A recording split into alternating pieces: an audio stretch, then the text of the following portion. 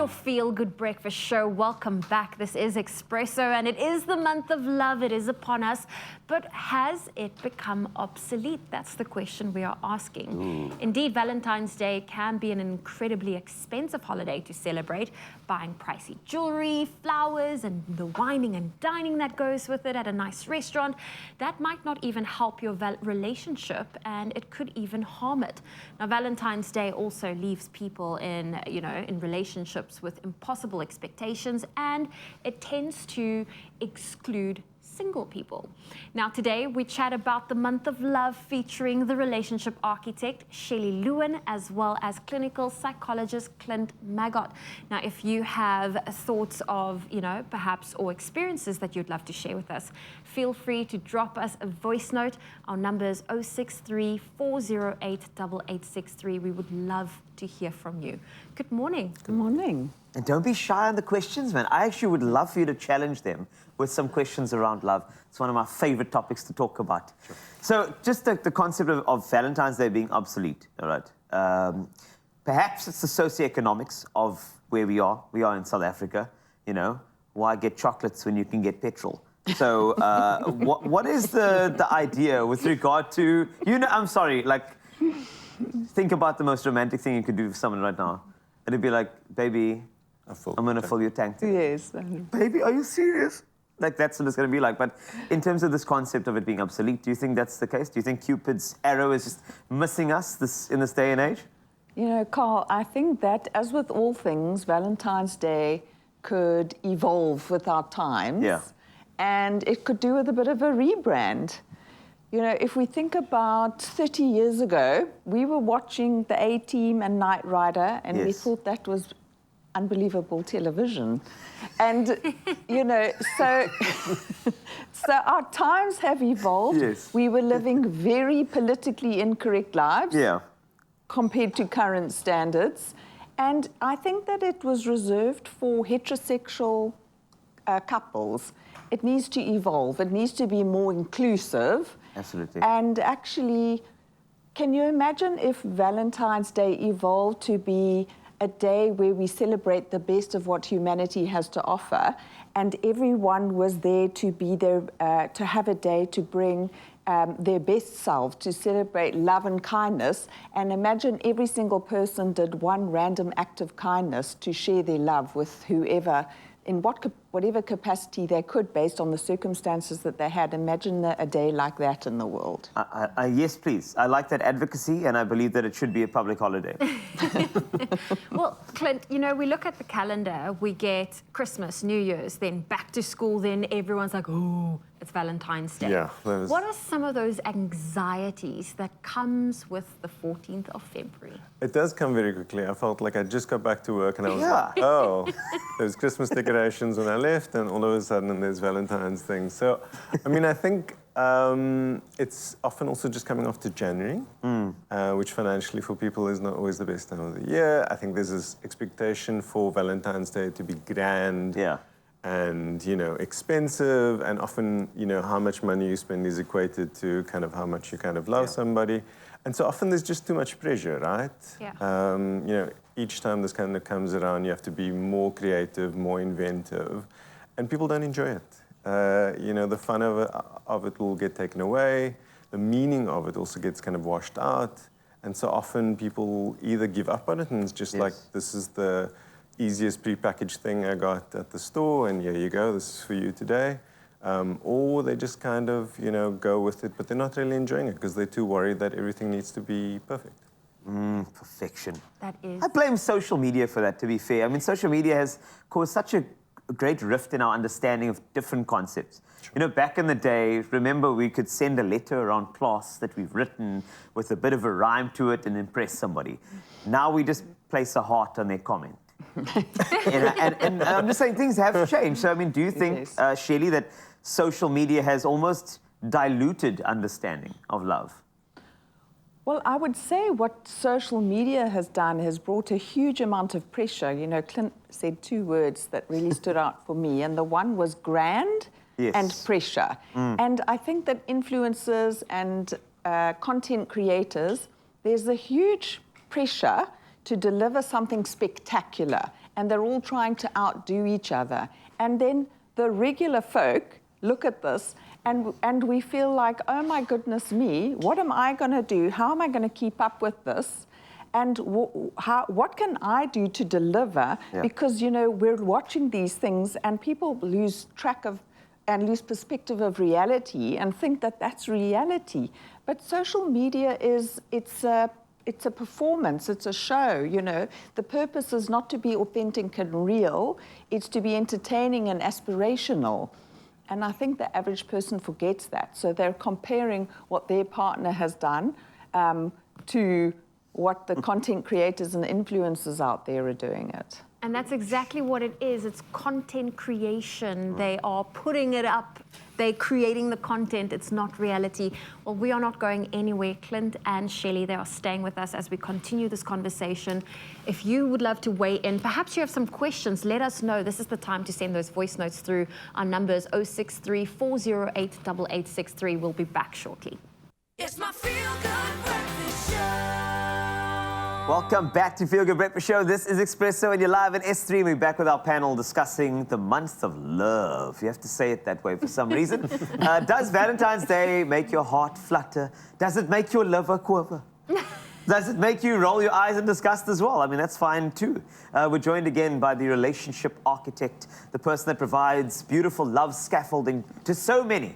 Shelley Lewin is here, along with clinical psychologist and love doctor. I've just given him that name. Clint Maggot is here as well to discuss the relevance of Valentine's Day in society today. Now, if you have thoughts or some experiences on love, feel free to drop us a voice today. And please don't be shy. You know, we are a family show. 063 408 8863 as we continue some probing questions about love. Oh, yeah. Shelley, a Facebook study recently revealed that breakup statuses tend to increase often after Valentine's Day. So obviously people breaking up after the big day instead of before. Do you perhaps know why that is the case? Gosh, that's fascinating. Right. Now we do our research. Why would that be the case? Well, I would imagine possibly one of two things, perhaps. Either that people stick it out even if they're unhappy in a relationship, because what would you post on Valentine's Day if you weren't in a relationship? So it's worth sticking it out for that. Or because they realized on Valentine's Day how much little thought and effort went into making their partner feel special or loved, and they, you know, perhaps had a whole lot of expectations about what they were going to receive or experience on Valentine's Day, and it just did not meet the grade. So, you know, zero effort, no planning, no thoughtfulness, those kinds of things are just not going to cut it for many people if you really place high priority on Valentine's Day. So that's, I imagine, what would be a reason for a stat like that. I think about the word capitalism in my head. And before we get onto that, we got a message from Jocelyn. Thank you very much, Jocelyn, because you're always ready for a voice. So let's take a listen to this for a second. A very good morning to my Expresso family. I'm not into Valentine's Day because you know what, this is a money-making thing. It's been commercialized. And you know what, I've been spoiled often with some chocolates and roses from my husband. So yeah, that is just my opinion. Thank you, Jocelyn. How about it? Bye. Thank you. And that's great. And I'm glad you shared your opinion, you know, with regard to businesses, corporations, this time of year. They capitalize on this thing. Also, we mentioned earlier that it feels like it's alienating people who are single. Sure. Which now creates this other type of pressure in society where I should be coupled up on a day like this. Everything around me is that way. So I feel that there's a lot of pressure around that. But then there's also this concept of emotional porn, which is what these capitalists enjoy riding on in order for them to make their buck. So let's unpack that for a second. This concept called emotional porn. Yeah, just be careful when you Google it to add No. definition. Yes. Yeah, No, yeah. we're not going to go into Urban Dictionary with it. We're going to go rather onto the, you know, the understanding in the context of Valentine's Day. But, Sure. you know, for anybody who'd like to understand what that blueprint is like for, you know, capitalism. I mean, I suppose the idea for me would be, if you compared it to normal porn, Yes. the idea would be that what you're depicting is an unrealistic and kind of exaggerated version of something that's actually quite real and authentic, right? Yes. So the idea is that emotional porn, it's portraying ideas around love and connection and affection. Yeah. But it's on such a level that it's unreal. Yes. Right? And it's fun to consume, it's fun to kind of like engage in, but what it does eventually is going to distort your sense and your expectations, right? Yes, true. And so the problem with that is then the idea that you're trying to meet, either within a couple or even single, is going to create a little bit of panic in you, right? So for me, there's enough of this kind of information coming through, either through influencers or just from corporations kind of putting it out, that this is what this day is about. And the expectations then are obviously just very, very high. Yeah. Definitely. They got us. It is about the expectations. And Shelley, I feel like we've touched on this briefly where, especially in a heterosexual context, the woman is very excited about the day and put these high expectations on, and often the men carry the anxiety and the brunt of it all. Why do you think that is the case? Well, it's back to this idea of it being outdated. This is before we had dual income families. Yes. This is before we had equality of the sexes. This is before LGBTQ was mainstream.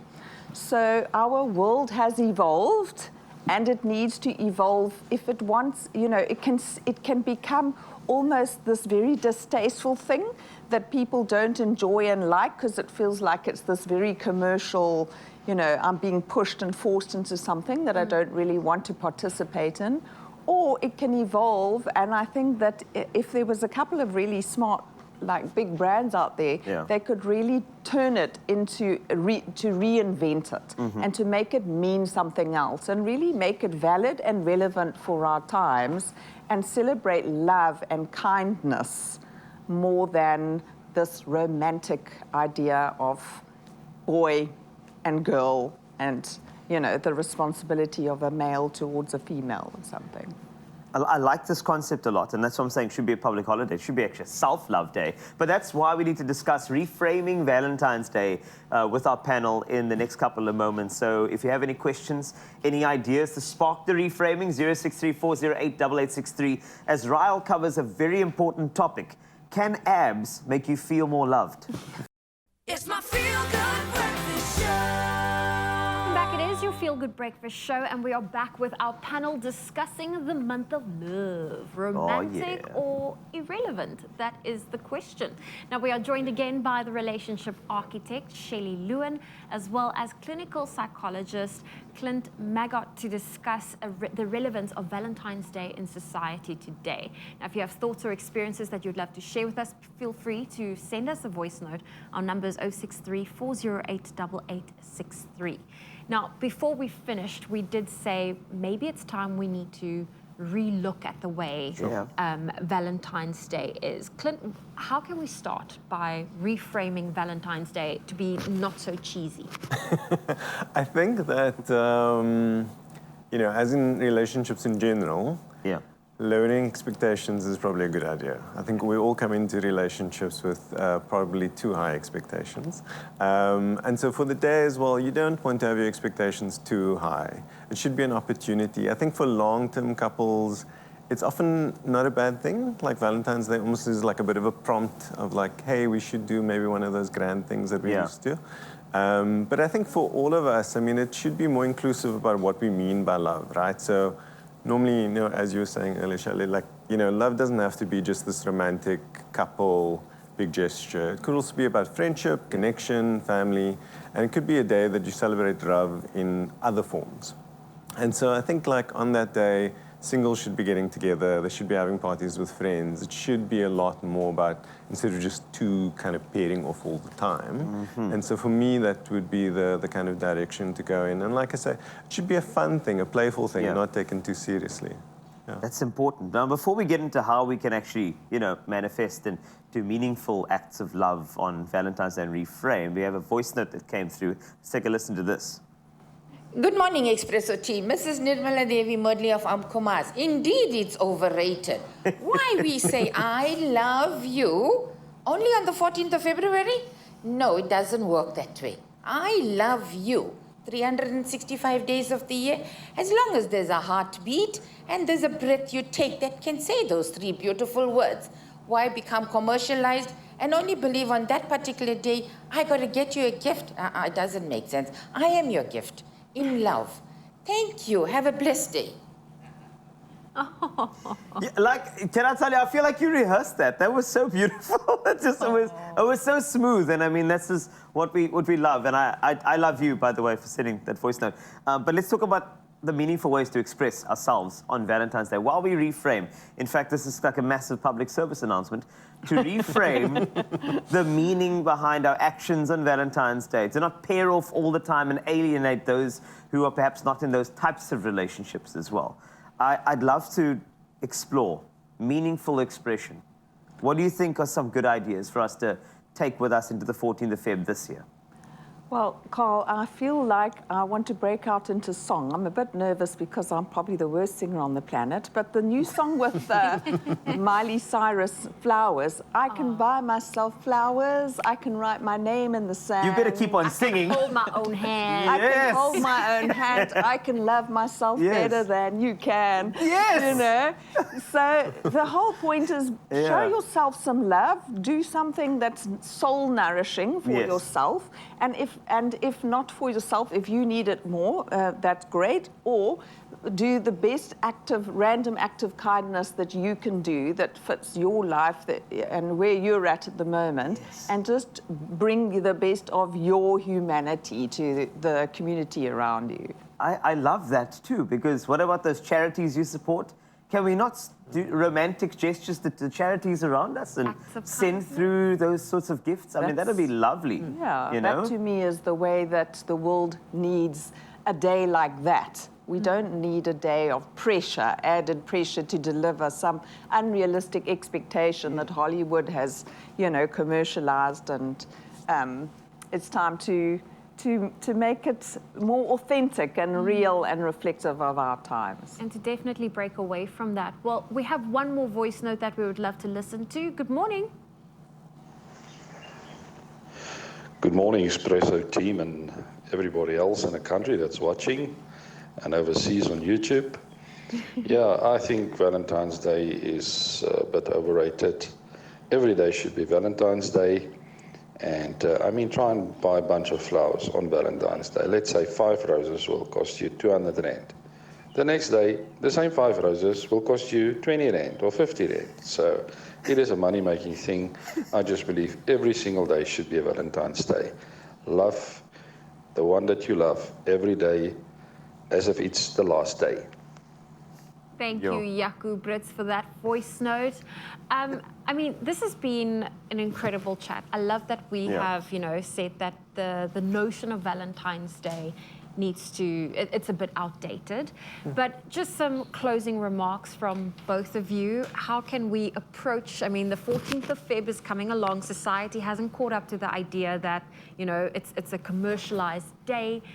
How can we enjoy the 14th of Feb without feeling any pressure, whether you're in a relationship or not?